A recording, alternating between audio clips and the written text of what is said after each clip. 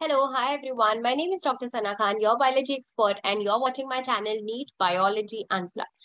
So अब तो मैं ये नहीं कहूंगी कि नीट नजदीक आने वाला है बिकॉज नीट 2022 खत्म हो चुका है, करेक्ट। अब जो आपको तैयारी करनी है वो नीट 2023 की करनी है। तो जिन बच्चों का भी नीट 2022 अच्छा नहीं गया है, इसमें कोई भी बुरा मानने की या फिर इसमें कोई भी दुख करने वाली कोई बात नहीं है। आई वुड से दैट एक चांस तो ऑब्वियसली बनता है। तो आप प्लीज, अगर आपका सच में ड्रीम है कि मुझे डॉक्टर ही बनना है या मुझे मेडिकल लाइन में ही जाना है, तो आप प्लीज अपने आप को एक चांस दीजिए। लेकिन जब आप अपने आप को एक चांस देते हैं तो उस चांस के लिए जो आपने ये 8 महीने 9 महीने जो आप तैयारी कर रहे हैं, वो इस तरीके की तैयारी होनी चाहिए ना कि बस अब तो भाई नीट 2023 में 650 प्लस आपको मिलने चाहिए, करेक्ट। सो अगर आप सच में नीट 2023 फिर से देने वाले हैं तो इसको अभी से बहुत ही ज्यादा सीरियसली ले लीजिए एंड अभी से प्रैक्टिस आप शुरू कर लीजिए, ठीक है। सो आज हम पढ़ने वाले हैं about the structure of cartilage. Epithelial tissue almost cover हो गया है, यस आई नो, उसमें कंपाउंड एपिथेलियम रह गया है, दैट विल बी कवरिंग सून। वो बहुत एक छोटा सा पार्ट है, उसके बाद सेल जंक्शंस का भी वीडियो जरूर आएगा। बट आज मैंने कहा कि क्यों ना हम कुछ एक अलग चीज करते हैं एंड आपको मैं एक स्ट्रक्चर डिटेल में समझाती हूँ। एंड आज हम पढ़ने वाले हैं about the structure of cartilage. आपने हमारे बॉडी में दो चीजें सुनी होंगी, करेक्ट, जो हमारे बॉडी का फ्रेमवर्क बनाती है। एक होता है कार्टिलेज एंड दूसरा होता है बोन्स, करेक्ट। सो ये कार्टिलेज क्या होता है बेटा? ये कार्टिलेज एक ऐसा स्ट्रक्चर है जो हमारे बॉडी में एक फ्लेक्सिबिलिटी प्रोवाइड करता है। अब आपका ये ईयर्स है, राइट, ये ईयर मूव हो रहे हैं, तो यहाँ पर बोन होगा कि कार्टिलेज होगा? चलो जल्दी से सोच के बताओ, बोन होगा कि कार्टिलेज होगा? यस, कार्टिलेज होगा, करेक्ट। अब जब हम सांस लेते हैं, सांस अंदर जाती है, राइट, वो वाली सांस नहीं, ब्रीदिंग वाली सांस जब अंदर जाती है, तो ये अंदर क्यों पॉसिबली जा रही है? बिकॉज जो हमारे रिब्स है वहां पर कार्टिलेज है जो एक्सपांड कर रहे हैं। बोन्स थोड़ी ना एक्सपांड करते हैं, बोन्स थोड़ी ना फ्लेक्सिबल होते हैं। तो फ्लेक्सिबिलिटी के लिए क्या होती है? आपकी रिब्स। अब आपका जो बैकबोन है, करेक्ट, आप थोड़ा बेंड कर सकते हो, आप ऐसे मूवमेंट्स कर सकते हो, it's all because of the cartilage. तो कार्टिलेज बेटा एक ऐसा कनेक्टिव टिश्यू है जो आपकी बॉडी को सपोर्ट तो कर रहा है, स्ट्रक्चर भी बना रहा है, बट सबसे इंपॉर्टेंट पॉइंट, मूवमेंट में, वेरियस मूवमेंट में बेटा वो हेल्प कर रहा है, ठीक है। तो ये कार्टिलेज कहाँ कहाँ पर हो सकता है, कौन सा कार्टिलेज होगा, वो सब हम पढ़ेंगे। यहाँ पर जस्ट मैंने इन जनरल आपको कुछ पिक्चर्स डाली हुई है टू अंडरस्टैंड कि कार्टिलेज एग्जैक्टली क्या करता है, कहाँ होता है। अब जैसे ये रिब केज है, तो रिब केज के एंड्स में जो ये वाला पार्ट है, ये है कार्टिलेज, सो दैट मूवमेंट हो सके। बोन्स के बीच में होता है कार्टिलेज, क्यों? बिकॉज अगर ये बोन्स के बीच में कार्टिलेज नहीं होगा तो बोन्स एक दूसरे को रब करेंगे, करेक्ट, बोन्स एक दूसरे को रब करेंगे, फ्रिक्शन होगा एंड वहां पर बोन्स के छोटे छोटे टुकड़े, जिसको हम पैनस कहते हैं, वो डिपॉजिट हो जाएंगे एंड आपको पेन होगा, करेक्ट। ऑस्टियोआर्थराइटिस में क्या होता है बेटा? वहां पर वही होता है, यहाँ पर ये कार्टिलेज डिस्ट्रॉय हो जाता है, जिसकी वजह से जो गैप बिटवीन द बोन्स है ना, वो कम हो जाता है, बोन्स फ्रिक्शन करते हैं एंड फिर जोड़ों में दर्द हो जाता है, ठीक है। सेम वे हमारे रिब्स के बीच में होता है फॉर मूवमेंट, करेक्ट, प्लस हमारे ईयर पे भी है जो हमारे ईयर को फ्लेक्सिबल बनाता है, ठीक है। सो ये कार्टिलेज कहीं, ये सारे स्ट्रक्चर्स में प्रेजेंट होता है। अब कार्टिलेज जो है वो है non vascular, very important MCQ. तो ये नॉन वैस्कुलर मतलब क्या है? मतलब इसके पास खुद की ब्लड सप्लाई नहीं होती। हमने पढ़ा था ना, एपिथेलियल टिश्यू के पास खुद की ब्लड सप्लाई नहीं होती है, वो कनेक्टिव टिश्यू नीचे वाले टिश्यू से लेता है। सेम वे कार्टिलेज के पास भी खुद की ब्लड सप्लाई नहीं होती है, तो उसको कहाँ से न्यूट्रिएंट्स मिलते हैं, उसको कहाँ से ऑक्सीजन मिलते हैं? जल्दी से लिखो चैट बॉक्स पे, कहाँ से न्यूट्रिएंट्स मिलते हैं, कहाँ से ऑक्सीजन मिलते हैं? यस बेटा, उसको न्यूट्रिएंट्स एंड ऑक्सीजन डिफ्यूजन के थ्रू मिलते हैं, सेम वे जैसे एपिथेलियल टिश्यू को भी मिलते थे, ठीक है। इतनी बात आ गई समझ में? तो अब हम आगे बढ़ते हैं एंड स्टडी करते हैं about the structure of cartilage. ये बहुत ही इंपॉर्टेंट पॉइंट है, यहाँ से आपको नीट के एमसीक्यूज आ सकते हैं, आपके बोर्ड्स के लिए क्वेश्चन आ सकता है about the structure of cartilage, means जो आपके 11th स्टैंडर्ड के एग्जाम्स होते हैं ना बेटा, वहां पर, ठीक है। तो अब थोड़ा सा ड्राइंग करेंगे, मेरे साथ ही ड्रॉ करो, नोट्स बना लो। नोट्स प्लीज प्लीज प्लीज याद रखो यार, खुद के नोट्स बनाना ना बहुत ही ज्यादा जरूरी होता है। हम उसको हमारा खुद का लिखा हुआ भूलना बहुत डिफिकल्ट होता है, इसीलिए खुद के notes banana is very important. जब मैं मेडिकल में थी ना, तो उस टाइप पे हम भी खुद के ही नोट्स बना के पढ़ते थे, बिकॉज वो हमें ना याद हो जाते हैं, बिकॉज जब हम लिखते हैं तो वो हमारे ब्रेन में रजिस्टर हो जाता है। So I prefer that you make your own notes. जब आप स्टडी कर रहे हो, आप कोई भी माध्यम से, ऑनलाइन ऑफलाइन, यूट्यूबर, कहीं से भी, आप कहीं से भी पढ़ रहे हो ना, तो अपने नोट्स खुद बनाओ, सो दैट आपके सारे पॉइंट्स आपको समझ में आए। ठीक है, तो ये देखो, हम डायग्राम बनाएंगे। तो कार्टिलेज की जो सबसे आउटर मोस्ट कवरिंग होती है, आउटर कवरिंग ऑफ कार्टिलेज, इसको हम क्या कहते हैं बेटा? इसको हम कहते हैं पेरिकॉन्ड्रियम। पेरिकॉन्ड्रियम। सो पेरिकॉन्ड्रियम क्या है? कार्टिलेज की सबसे बाहर की लेयर, कवरिंग। ठीक है, so outer covering is perichondrium. अब ये पेरिकॉन्ड्रियम में टू लेयर्स है। सबसे जो आउटर मोस्ट लेयर है, इसको हम कहते हैं,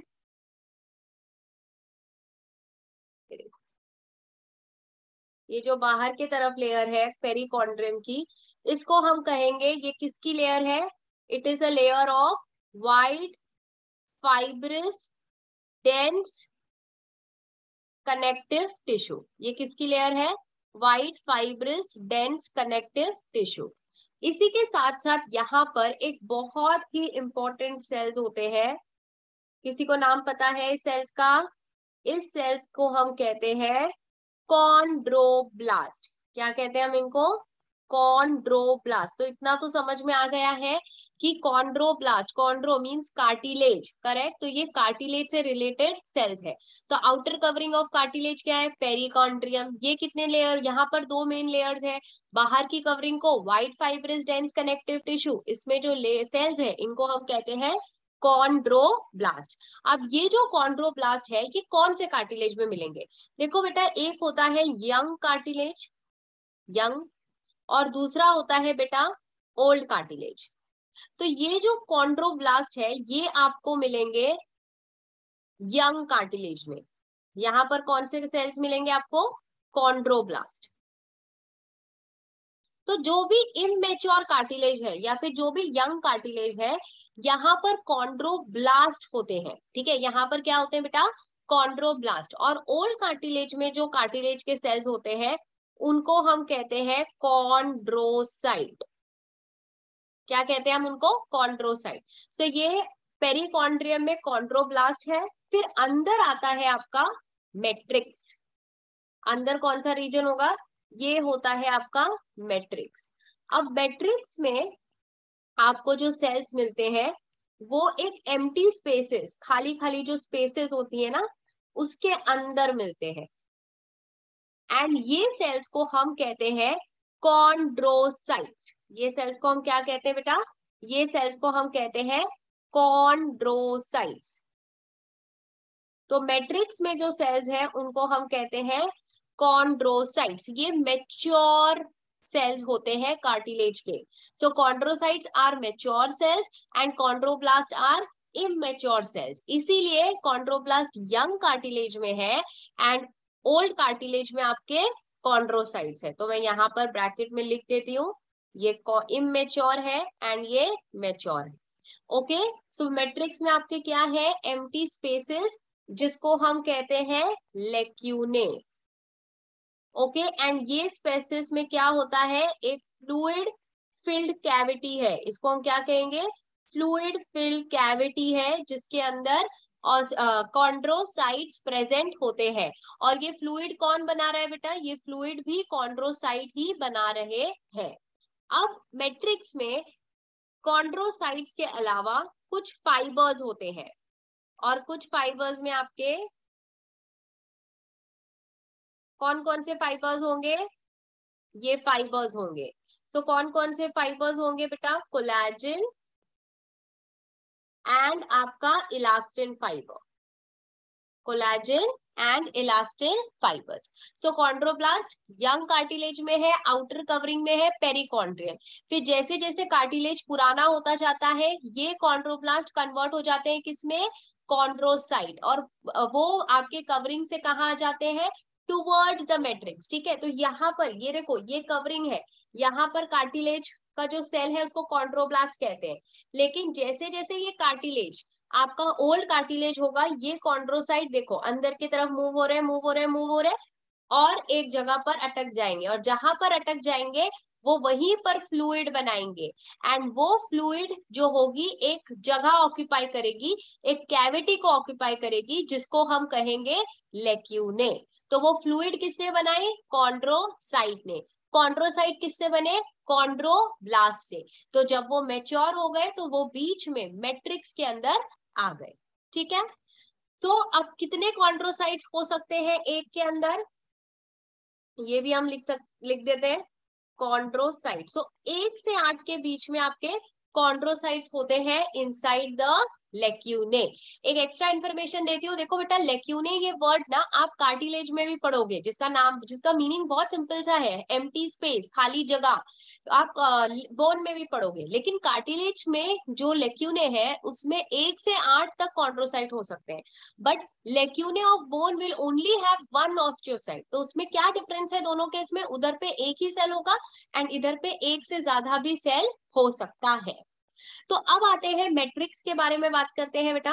तो जो मैट्रिक्स है यहाँ पर, इसको आप कह सकते हो, इसमें दो चीजें हैं, ग्राउंड सब्सटेंस एंड फाइबर्स। क्या होते हैं बेटा, ground substance and fibres. I have seen lot of student getting confused between the words matrix, intercellular matrix, extracellular matrix, ground substance, fibres.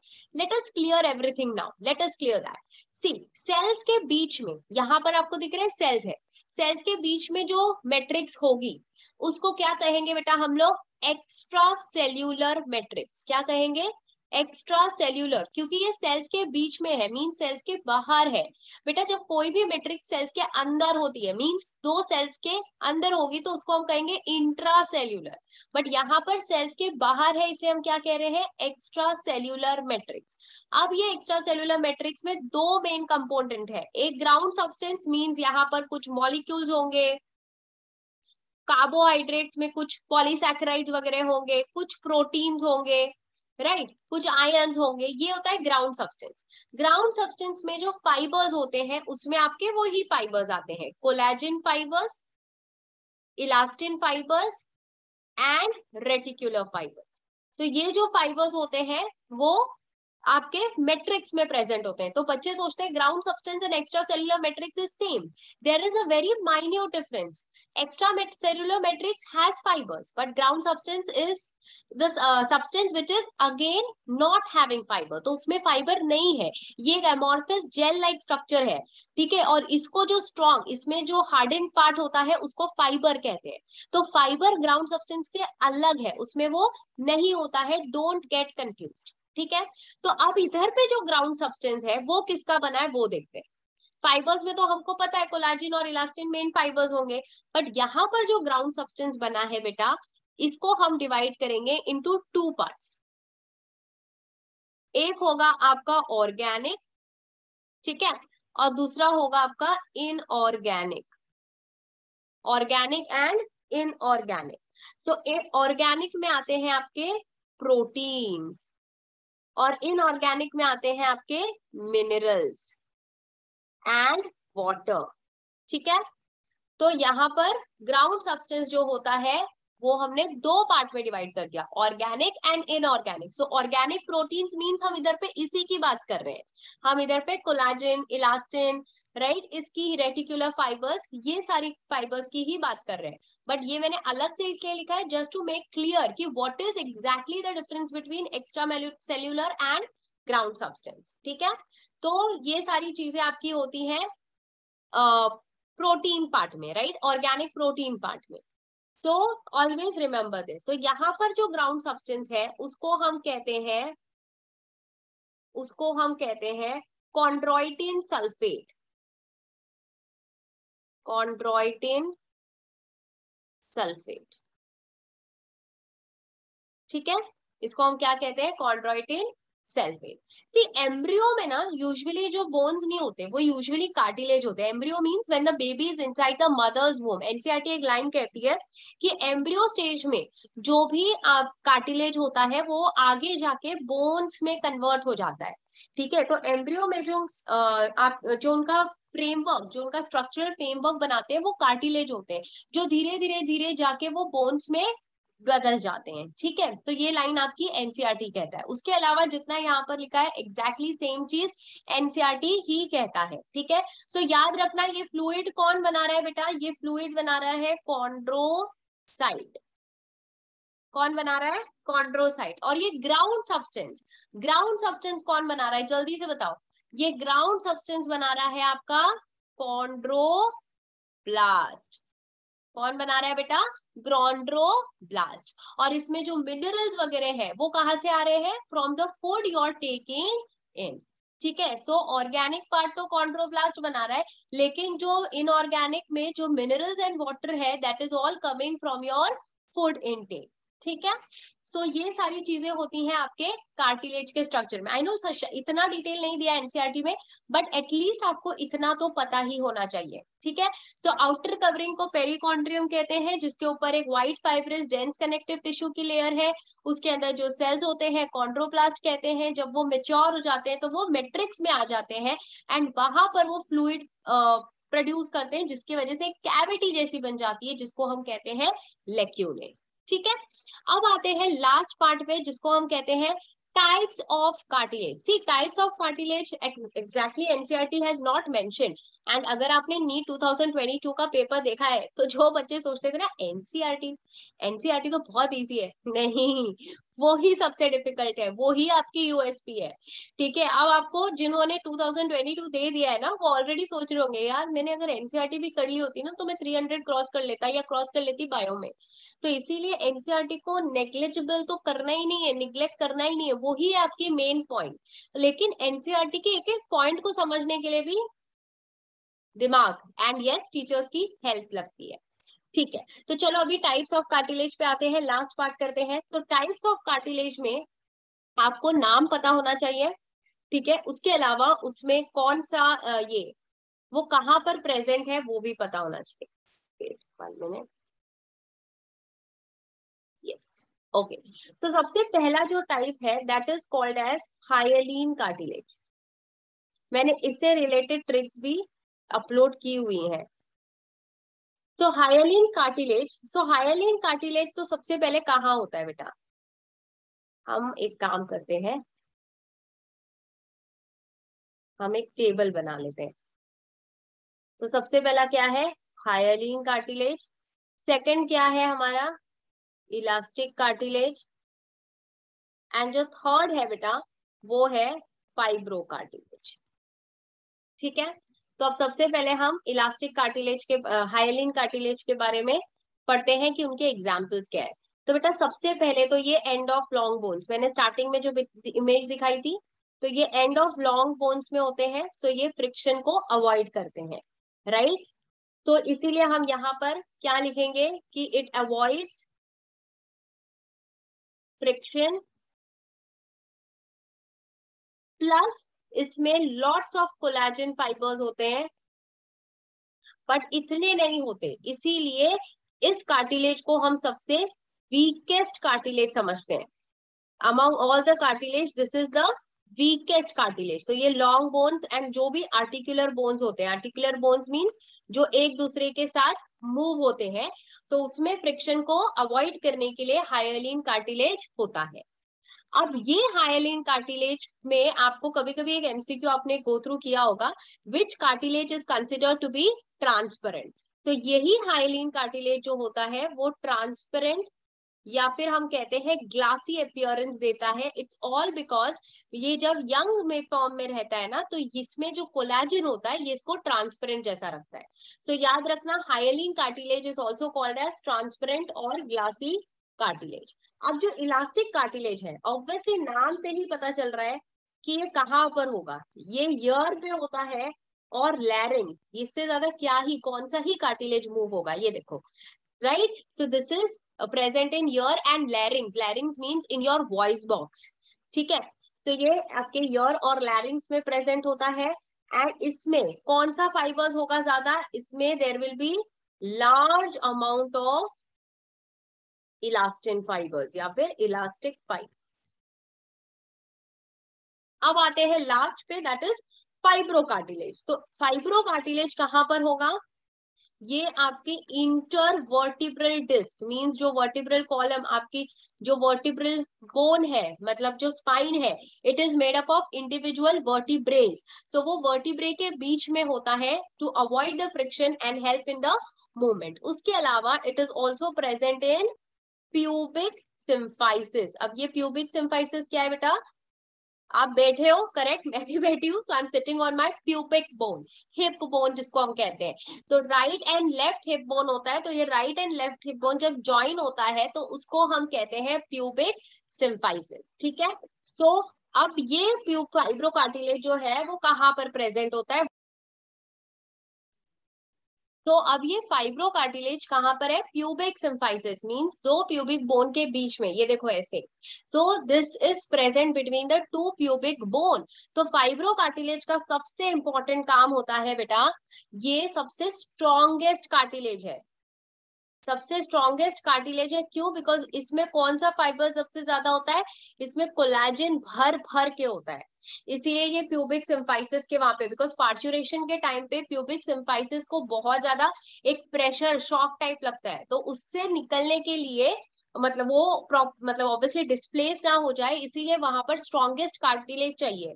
And cartilage इसलिए भी चाहिए because the pubic symphysis bone has to move a little bit, because जब तक वो move नहीं करेगी the baby is not going to come out, right. So it is strongest but yes it's little bit flexible. सो ये होता है आपका fibrocartilage. So these are the three types of cartilage which you should know: hyaline, elastic and fibrocartilage. At least आपको इसके examples पता होना चाहिए, ये पता होना चाहिए कि किसको ग्लासी, किसको ट्रांसपेरेंट एंड कौन सा स्ट्रॉन्गेस्ट कार्टिलेज है। अब एक टाइप ऑफ सेल है जो एनसीईआरटी में मेंशन्ड नहीं है, बट आई फील कि आपको ये बात पता होनी चाहिए because it is related to the cartilage. शायद ये एग्जाम में भी आपको कभी नहीं पूछेंगे, but this is related to the cartilage, इसलिए हमने सोचा आपको डिस्कस कर दे। देखो बेटा, osteoclast, okay, osteoclast and there is a क्या कहते हैं सेल कॉल्ड है, सॉरी, कॉन्ड्रोक्लास्ट। ये देखो यहाँ पे मैंने दोनों इंक्लूड किए हैं बिकॉज ये यूजुअली बच्चों को नहीं पता होते हैं। देखो कॉन्ड्रोब्लास्ट, कॉन्ड्रोसाइट तो क्लियर होता है, कॉन्ड्रोब्लास्ट इमेच्योर है जो मेच्योर होके कॉन्ड्रोसाइट में बनता है एंड वो बनाता है आपका matrix, right. But what is chondroclast, chondroclast actually होते हैं मेच्योर ऑस्टियोक्लास्ट। तो उसके लिए आपको पता होना चाहिए कि ऑस्टियोक्लास्ट क्या है, इसीलिए ये दोनों टर्म्स यूज किए हुए हैं। तो बेटा ऑस्टियोक्लास्ट एक टाइप ऑफ बोन सेल है, ऑस्टियो मतलब bone, so it is a type of bone cell that breaks down tissue, ठीक है। Function is critical in the maintenance, repair and remodelling of bone. तो जब बोन में कोई भी सरफेस पे हल्का फुल्का रिपेयर वगैरह मींस डैमेज होता है तो उस चीज को रिपेयर करता है आपका ऑस्टियोक्लास्ट सेल। सो ऑस्टियोक्लास्ट एक स्पेशल सेल है that absorbs and remove bone, allowing for the development of new bone and maintenance of bone. तो कोई भी बोन में अगर डैमेज होता है तो उसको हटाकर वहां पर नया स्ट्रक्चर डेवलप करने का काम करता है आपका ऑस्टियोक्लास्ट, सो दैट बोन को एक प्रॉपर स्ट्रेंथ मिल सके। सेम वे कॉन्ड्रोक्लास्ट भी मेच्योर ऑस्टियोक्लास्ट ही है, लेकिन ये क्या करेगा, ये कार्टिलेज में सेम फंक्शन करेगा, ठीक है। तो जब कार्टिलेज डिस्ट्रक्ट होगा तो उसको रिपेयर वगैरह करने का काम कौन करेगा, chondroclast. So that is about your osteoclast and chondroclast. Again, I am repeating the same thing. ये जरूरी नहीं है कि आपको इनफैक्ट नहीं पूछते एग्जाम में, ये आपको सिर्फ need point perspective point of view आपको कॉन्ड्रोब्लास्ट एंड कॉन्ड्रोसाइट पता होना चाहिए, but as it was related to the cartilage I just thought of mentioning in the lecture. So that's all about the structure of cartilage. So if you have liked the video, if you have understood the structure, do hit the bell icon and follow me, and do follow me on Instagram as well. Description box में Instagram ID जरूर mention कर दूंगी. And that's it. I'll meet you soon. Till then, bye. Take care. Work hard for your dreams. Always remember, हमारे सपनों को पूरा हम ही करेंगे.